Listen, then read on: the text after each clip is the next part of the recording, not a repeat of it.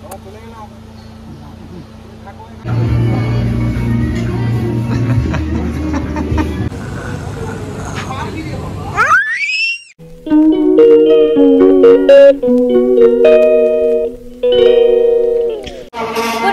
And welcome back to my channel guys.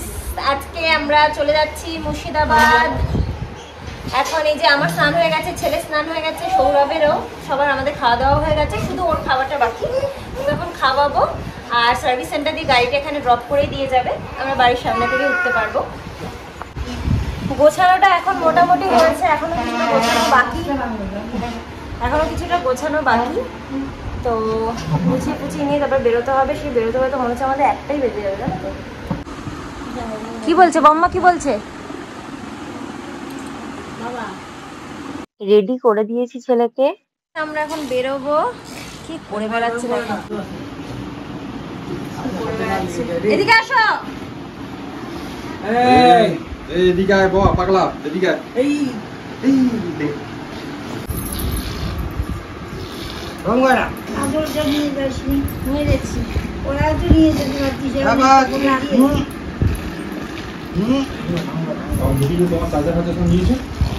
এটা আমার থেকে শিখেছে, আমি করছিলাম। না না না, করতে নেই বাবা, করতে নেই। মাম দিয়ে যাও, মাম দিয়ে যাও, মাম দাও একটা।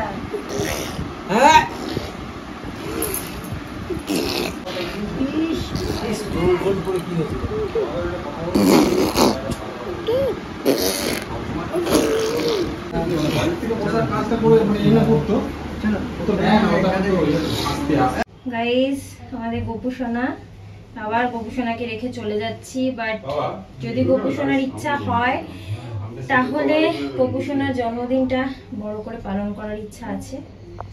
গোপু সোনার বাবাও এসেছে, বলছে যে গোপুর গরম লাগছে, কিন্তু গরম লাগলে কিছু করার নেই, আমরা ফ্যান কিনে দিয়েছিলাম, পুড়িয়ে দিয়েছে গোপু। গোপু বললো আমি প্রকৃতির হাওয়া নেব।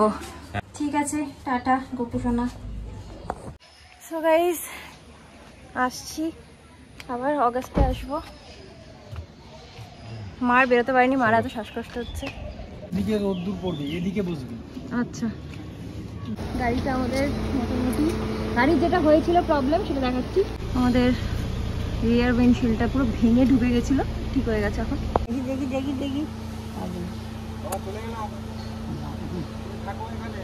এটা আম্মা, মা না পেরে চলে এসেছে।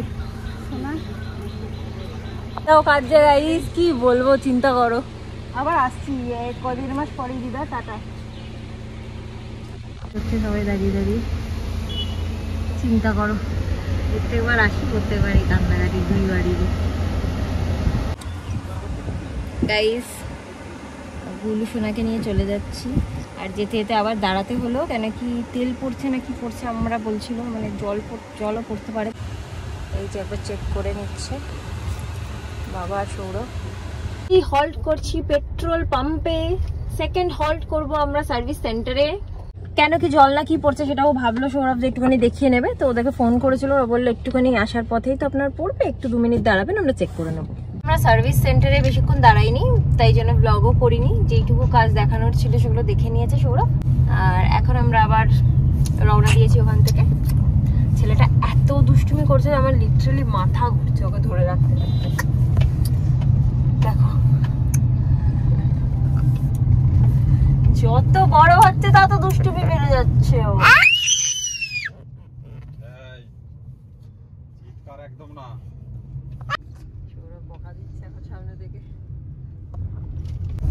যেই ব্যাক ক্যামেরাটা করেছি হাত দিয়ে আর কি, ওটা ফ্রন্ট ক্যামেরা করার চেষ্টা করছে, বুঝেছো? আমার এত মাথা ঘুরছে, আর আমি ওর কোলে উঠে পড়বো, তাহলে যদি চুপ করে বসে। ঘুমিয়ে পড়লে মনে হয় যেন কিচ্ছু জানে না।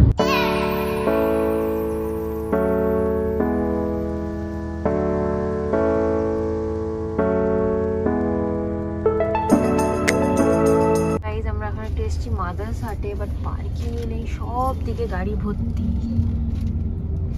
তো ওখানে একটা নিউ পার্কিং এ যেতে হচ্ছে আমাদেরকে এখন। আর আর আমরা ভেবেছিলাম খাবো না, বাড়ি দিয়ে খেয়ে এসেছিলাম, বাট একটু খিদে খিদে পাচ্ছে, সো যাচ্ছি। এতটা জার্নির পর একটু ওয়াশরুমটাও ইউজ করে নিলাম। এবার ঢুকে পড়লাম মাদার্স হাটের এই সেকশনটাতে। এটাতে আমরা আগে কোনোদিন বসিনি, আজকে এখানেই বসতে বললো।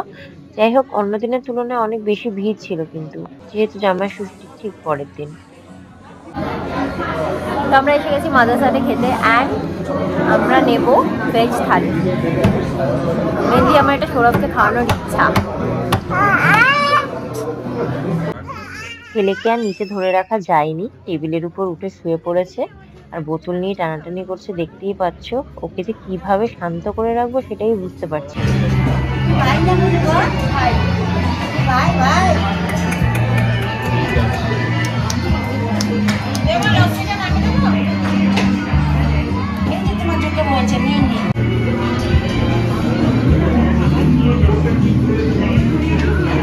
টেস্ট করে দেখো কোনটা খাবে, ম্যাঙ্গো লস্যি না দই লস্যি?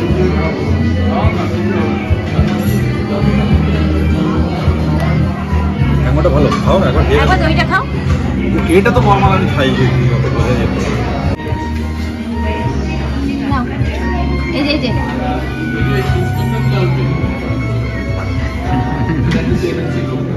দই লস্যি নাও। একটু ম্যাঙ্গোটা খাবে বাবা? দাও ম্যাঙ্গোটা দাও, ম্যাঙ্গোটা দাও।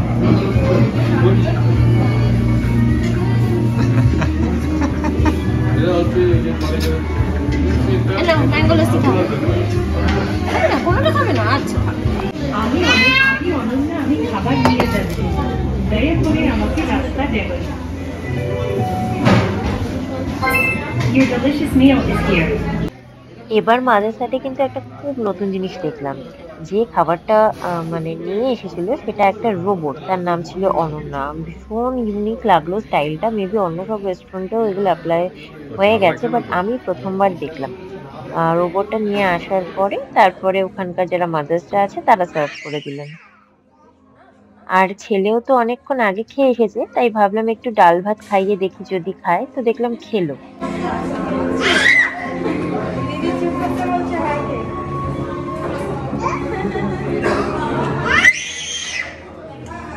বাবা খাওয়া দাওয়া শেষ, তো চললাম, আবার রওনা দিলাম। ড্রাইভার গাড়ি চালাচ্ছে দেখো।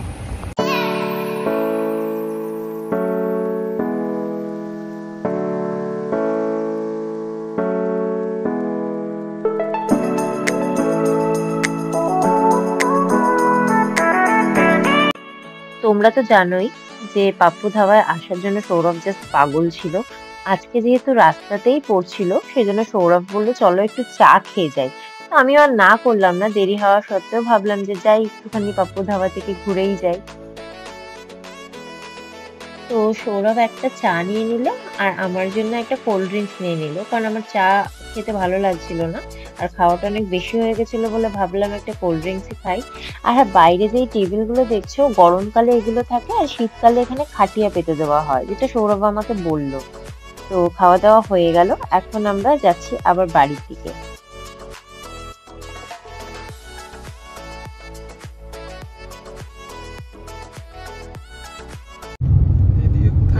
এখন কোথায় গো আমরা? হ্যাঁ, অলমোস্ট চলে এসেছি। তাও কতক্ষণ লাগবে? 5 মিনিট টাউনশিপে ঢুকবো। 5-10 মিনিট লাগবে গাইস বাড়ি পৌঁছাতে। অলমোস্ট এখন 8টা বাজতে যায়, ওই 10 মিনিট মতো বাকি আছে 8টা বাজতে।